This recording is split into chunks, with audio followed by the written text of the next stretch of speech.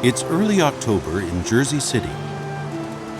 Jehovah's Witnesses in the United States eagerly prepare to welcome thousands of visitors. They came from 84 countries to attend a special meeting. We met friends from the Fiji, we met friends that are serving in Thailand. We come from Madagascar. Serving in Nigeria branch. This is the first time that Armenian delegates are invited. We're visiting from the Mexico branch. And we're from the Dominican Republic, and we're really excited to be here for the annual meeting. I am from Peru. We are from Sri Lanka. And I'm from the Bethel in London. We're from Iraq, but we are living now in Norway. It's the high point of the year. A time when you learn about how God's Spirit is operating all over the world. Renewing acquaintances and making new friends and seeing old faces. And it's kind of like a big family reunion. I just feel privileged to be here. It's my first time. This meeting is held each year at the Stanley Theatre. Built in 1928, it was one of the largest theaters in the country and one of the finest. In time, it fell into disrepair. In 1983, we purchased the building and fully restored it to its original condition. The Stanley serves as a beautiful setting for this eagerly anticipated 3-hour program.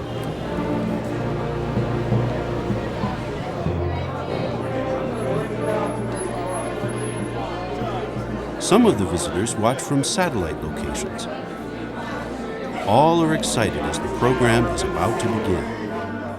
The chairman, Anthony Morris, referred to previous annual meetings, and then, what will we hear this year? Will we hear any clarification of understanding of Scripture? We shall see. Next came a video update describing the building of kingdom halls in lands with limited resources. Another video featured highlights of recent special conventions. Christopher Maver then interviewed longtime faithful witnesses from Germany, Spain, and Malawi. After that, the audience enjoyed an exciting report chaired by Gary Bro on public witnessing in Manhattan. At just one table, in 2 days, 14 Bible studies were started.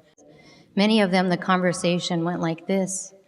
Are you Jehovah's Witnesses? Yes, we are. Is it true that you offer for free home Bible studies? After we reassured them that yes, they had heard correctly, they said, how do I sign up for one? Brother Morris introduced another video on the making of Become Jehovah's Friend. Characters, props, and sets are designed. Then, these sculptures have to be given a skin. And the skin has to be painted. Hundreds of controls are added to a character similar to the bones and muscles in the human body. Would you like to see the 1-minute lesson that's going to be posted in January? After viewing a new 1-minute animation, those on hand were treated to a live performance. Going to sing on the stage. We're singing Song 120. Listen, obey, and be blessed. Now, speaking of Song 120, as sung by our precious children, would you like to hear that song one more time?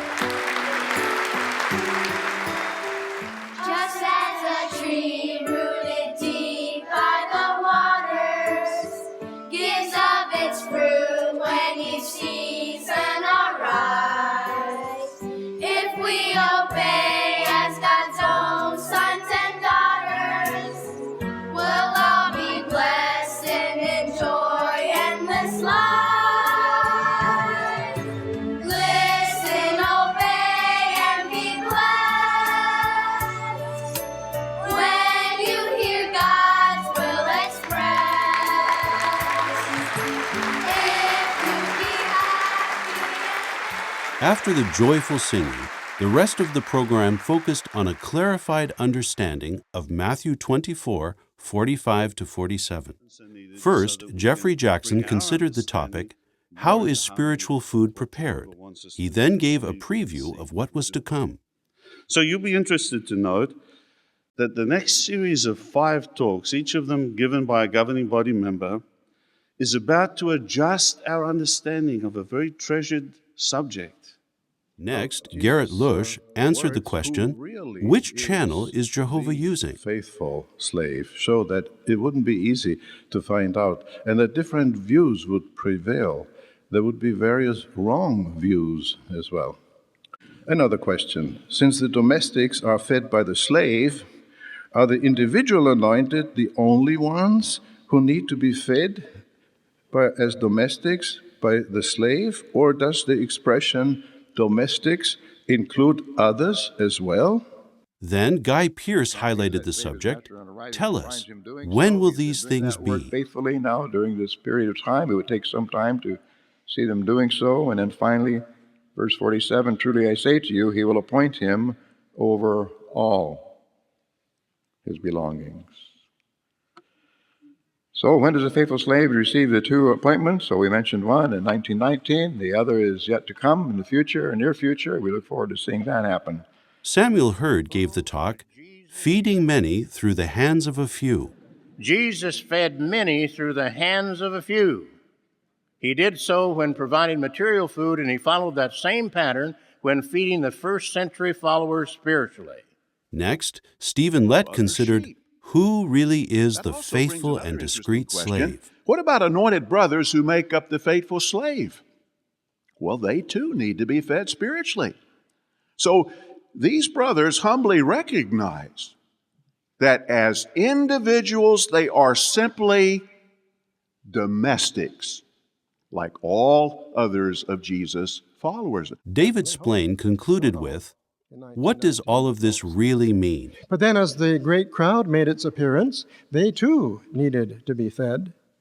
And so the great crowd and the anointed are all domestics. We are all domestics. And brothers, we love this teaching. We love this idea because it really, truly does dignify the members of the great crowd.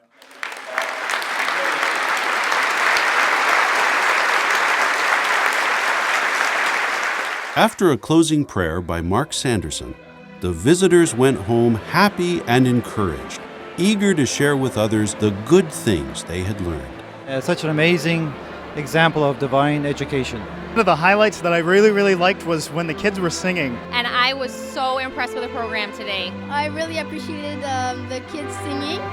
From the little ones to the older ones who were interviewed. I especially enjoyed all the new developments happening around the world, and really shows how Jehovah's speeding up the work. Just to see the governing body's love for all of us friends. And I think it was a marvelous, really marvelous event today, not to be missed.